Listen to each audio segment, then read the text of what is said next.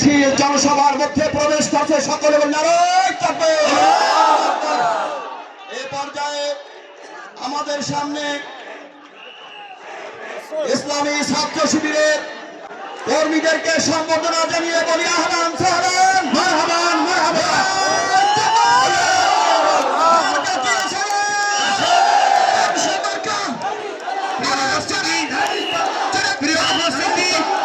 এ পর্যায়ে আমাদের মাঝে 1 মিনিট আলোচনা পেশ করবেন বারোইপাড়া সিদ্দিকিয়া ফাজিল মাদ্রাসার সুযোগ্য অধ্যক্ষ, বাংলাদেশ আদর্শ মাদ্রাসা শিক্ষক পরিষদের বাগেরহাট জেলা সভাপতি জনাব অধ্যক্ষ খিজিরুল ইসলাম, জননেতা অধ্যক্ষ মৌলানা খিজিরুল ইসলাম।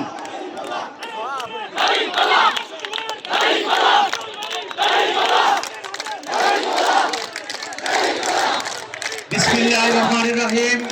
আজকের এই জনসমুদ্রের সংগ্রামী সভাপতি ও সম্মানিত এলাকাবাসী, মুরব্বিয়ান ইকরাম, যুবক ভাইয়েরা, ছাত্র সমাজ, আমরা একটি নির্বাচনী জনসভায় উপস্থিত হয়েছি।